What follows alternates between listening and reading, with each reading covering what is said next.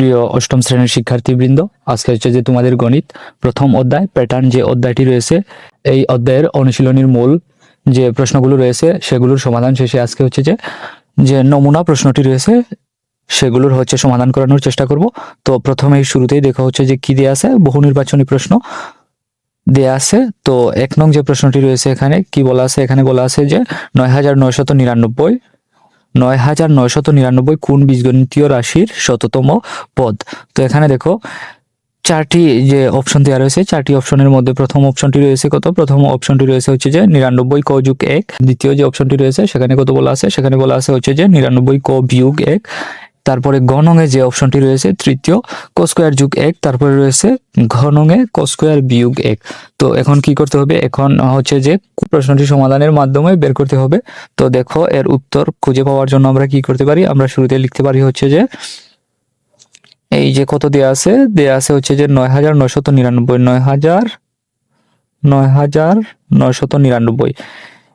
এটির সমান আমরা কি লিখতে পারি, এটি সমান যদি আমরা লিখি হচ্ছে যে 10,000, কত লিখি একক এটি সমান লিখলাম হচ্ছে 10,000। 10,000 থেকে কত বিয়োগ করলাম, এটি সমান 9,999 সমান লিখলাম 10,000 বিয়োগ 1। 10,000 থেকে 1 বিয়োগ করলে আমরা কি পাবো, এই যে 10,000 লিখলাম, এই 10,000 থেকে 1 বিয়োগ করলে হচ্ছে যে 9,999 পাওয়া যাবে। তো দেখো এই 10,000 কে কিভাবে লেখা যায়, এই 10,000 কে হচ্ছে যে যদি আমরা লিখি হচ্ছে এইভাবে যে 100 লিখলাম, এখানে 100 কে বর্গ করলাম। 100 কে বর্গ করলে কত পাওয়া যাবে, 100 কে বর্গ করলে হচ্ছে যে 10,000 পাওয়া যাবে। তো এই 100 এর বর্গ থেকে কত বিয়োগ করলাম, 100 এর বর্গ থেকে হচ্ছে 1 বিয়োগ করলাম। এখানে দেখো প্রশ্নে কি বলা ছিল, এখানে বলা ছিল যে কোন বীজগণিতীয় রাশির শততম পদ। এখন দেখো এখানে যদি আমি এই যে 100 বা 100 আছে, এই যে 100 বা 100 আছে, তার পরিবর্তে যদি আমি ক স্কোয়ার লিখি, 100 এর পরিবর্তে লিখলাম ক, তার উপরে স্কোয়ার ছিল দিলাম স্কোয়ার, তারপরে বিয়োগ 1 আছে দিলাম 1। এখন দেখো ক সমান এখানে কত লিখা যায়, ক সমান হচ্ছে যে 100 লিখা যায়। তো দেখো এই যে ক স্কোয়ার বিয়োগ 1 যে বীজগণিতীয় রাশিটি রয়েছে তার শততম পদ হচ্ছে 9,999। তো আশা করি এই প্রশ্নটি তোমরা বুঝতে পেরেছো। তো দেখো এখানে উত্তর হবে কোনটি, উত্তর হবে ক স্কোয়ার বিয়োগ 1। তো তারপরে দেখো যে 2 নং এমসিকিউ প্রশ্নটি রয়েছে বা বহু নির্বাচনী প্রশ্নটি রয়েছে, কি বলা আছে, 2 নং প্রশ্নে বলা আছে হচ্ছে যে 1 থেকে 100 পর্যন্ত কতটি সংখ্যাকে দুইটি স্বাভাবিক সংখ্যার বর্গের যোগফল আকারে প্রকাশ করা যায়। তো এই প্রশ্নটির উত্তর হবে হচ্ছে যে কয়টি সংখ্যাকে, 35টি সংখ্যাকে। তারপরে দেখো যে তৃতীয় যে প্রশ্নটি রয়েছে সেখানে কি বলা আছে, তৃতীয় প্রশ্নে বলা আছে হচ্ছে যে প্রথম 9টি স্বাভাবিক সংখ্যা দ্বারা 3 ক্রমের ম্যাজিক বর্গ গঠন করো। তো প্রথম 9টি স্বাভাবিক সংখ্যা দ্বারা কি করতে হবে, প্রথম 9টি স্বাভাবিক সংখ্যা দ্বারা হচ্ছে যে 3 ক্রমের বলতে বোঝানো হয়েছে এই যে দেখো আমি একটি প্রথমে ছক আঁকি, এই যে আঁকলাম, এটিকে মনে করো একটি বর্গ। যেহেতু স্ক্রিনের উপর যে লেখা হচ্ছে যে একটু কষ্টকর, তো এটিকে তোমরা কি ধরে নিবে, এই অঙ্কিত চিত্রটিকে হচ্ছে যে বর্গ ধরে নিতে হবে। তো সেটিকে কয় ক্রমের বলা হয়েছে, সেটিকে হচ্ছে যে 3 ক্রমের বলা হয়েছে। এই চিত্রটিকে কয় ক্রমের বলা হয়েছে, এই চিত্রটিকে হচ্ছে যে 3 ক্রমের। এই যে দেখো 1 2 3, এদিকে হচ্ছে 3 কলাম বরাবর, আর এই যে সারি বরাবর যদি দেখো 1 2 3, দেখো সব দিকে কিন্তু 3টি করে ক্রম রয়েছে, তার জন্য এই যে ক্রমটি সাজানো হয়েছে এটিকে হবে 3, এটি হচ্ছে যে 3 ক্রমের ম্যাজিক বর্গ। এখন কি করতে হবে, এখন হচ্ছে যে প্রথম 9টি স্বাভাবিক সংখ্যা দ্বারা, তাইলে প্রথম 9টি স্বাভাবিক সংখ্যা কত কত রয়েছে, 1 থেকে কত পর্যন্ত রয়েছে, 1 থেকে 9 পর্যন্ত। 1 থেকে 9 পর্যন্ত হচ্ছে প্রথম কয়টি স্বাভাবিক সংখ্যা, 9টি স্বাভাবিক সংখ্যা। তো এই 9টি স্বাভাবিক সংখ্যা সাজিয়ে হচ্ছে যে কি গঠন করতে হবে, একটি ম্যাজিক বর্গ গঠন করতে হবে। তো দেখো আমরা কি লিখতে পারি, এখানে যদি লিখি হচ্ছে যে সবার মাঝে লিখলাম 5, তারপরে এখানে লিখলাম হচ্ছে 1, উপরে লিখলাম হচ্ছে 9, তারপরে দেখো এখানে লিখলাম 2, এখানে লিখলাম হচ্ছে 4, এখানে লিখলাম 7, এই ঘরে লিখলাম হচ্ছে 3, আর যদি এই ঘরে লিখি 6, আমার বাকি রইল কোন সংখ্যাটি বা অঙ্কটি, আমার বাকি রইল হচ্ছে 8।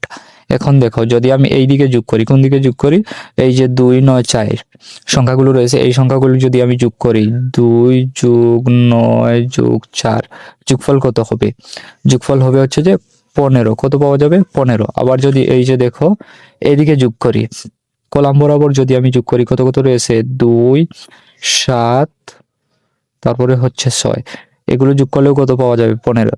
দেখো ঠিক একইভাবে এইদিকে প্রত্যেকটি কলামকে যদি সংখ্যাগুলোকে যদি যোগ করি তাহলে যোগফল পাওয়া যাবে হচ্ছে 15। আর যদি সারি বরাবর প্রত্যেকটি সংখ্যাকে যোগ করি তাহলেও যোগফল পাওয়া যাবে 15। এজন্য কি এই যে বর্গটি গঠিত হয়েছে 3 ক্রমের, এটি হচ্ছে একটি ম্যাজিক বর্গ। তো দেখো এখানে কি বলা যায়, তো দেখো অপশনে কি বলা আছে, অপশনে বলা আছে হচ্ছে যে ম্যাজিক সংখ্যা হবে 15। তো ম্যাজিক সংখ্যা আমরা কত পেয়েছি? 15 পেয়েছি।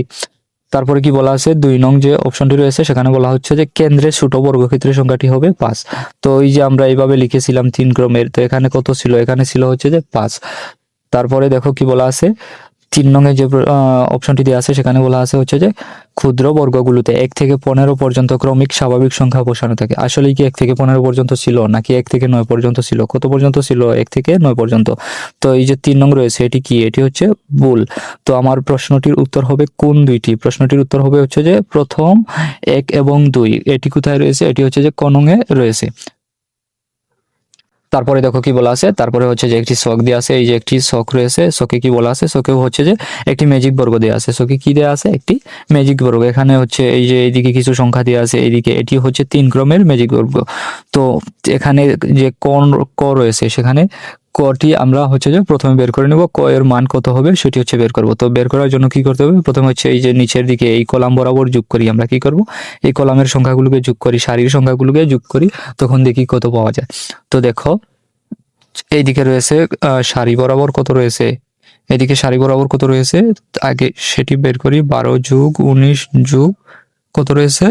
14। তো দেখো এর যোগফল কত হবে? এর যোগফল হবে হচ্ছে যে 45 হবে। কত হবে? এর যোগফল হবে হচ্ছে 45। আর এই যে এদিকে রয়েছে এদিকেও যোগফল কত হবে? 12 যোগ 17 যোগ কত? কলাম বরাবর হচ্ছে 12 যোগ 17 যোগ হচ্ছে 16। এখানেও কত? এখানেও হচ্ছে যে 45 পাওয়া যাবে।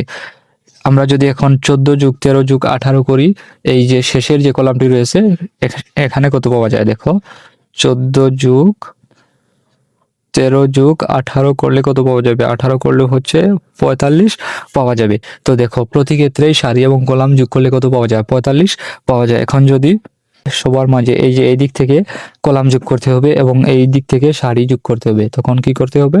যে ম্যাজিক বর্গের যে সংখ্যাটি যোগফল পেয়েছিলাম প্রতি ক্ষেত্রে, দেখতে হবে এদিকেও 45 পাওয়া যায় কিনা। তো দেখো আমরা লিখবো হচ্ছে 45 সমান কত? সমান 45 সমান 19 যোগ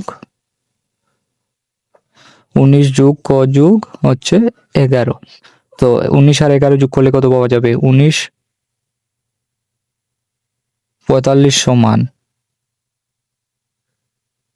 45 সমান 19 এবং 11 যোগ করলে কত পাওয়া যাবে? 19 এবং 11 যোগ করলে হচ্ছে পাওয়া যাবে 30। তার সাথে কত যোগ থাকবে? তার সাথে হচ্ছে ক যুক্ত থাকবে। তো এখন দেখো কি করতে হবে, এখন হচ্ছে যে যেহেতু আমি কর মান বের করব, তো ক সমান কত লিখতে পারি? 45 বিয়োগ কত? 30। তো 45 থেকে 30 বিয়োগ করলে বিয়োগফল কত হবে? বিয়োগফল হবে হচ্ছে যে 15। তো দেখো ক এর মান কত হবে? ক এর মান হবে হচ্ছে যে 15 এবং ম্যাজিক বর্গের যে যোগফল রয়েছে ম্যাজিক সংখ্যা কত হবে? ম্যাজিক সংখ্যা হবে হচ্ছে 45 এবং যে ক রয়েছে ক এর মান কত হবে? ক এর মান হবে হচ্ছে যে 15। তো দেখো তারপরে নিচে যে এই বর্গ থেকে কি প্রশ্ন রয়েছে সেগুলোতে আমরা এখন সরাসরি চলে যাব। তো এই যে দেখতে পাচ্ছ 4 নং প্রশ্নে কি বলা আছে, ম্যাজিক বর্গটির ম্যাজিক সংখ্যা কত? তো দেখো একটু আগে আমি তোমাদেরকে হচ্ছে যে ম্যাজিক সংখ্যাটি আগেই বের করে দেখিয়েছি। তো আশা করি এই সংখ্যাটি, এই যে 4 নং প্রশ্নটি রয়েছে তার উত্তর তোমরা পেয়ে গিয়েছো। তো এর উত্তর কোনটি হবে? এর উত্তর হবে হচ্ছে যে ঘ 45। তারপরে কি বলা আছে? তারপরে এই যে দেখো 5 নং-এ বলা আছে ক চিহ্নিত স্থানে উপযুক্ত সংখ্যাটি কত? ক চিহ্নিত স্থানে উপযুক্ত সংখ্যাটি আমরা কত পেয়েছিলাম? আমরা পেয়েছিলাম হচ্ছে যে কত পেয়েছিলাম? আমরা পেয়েছিলাম হচ্ছে 15। তো এই ছিল 5 নং প্রশ্নের উত্তর।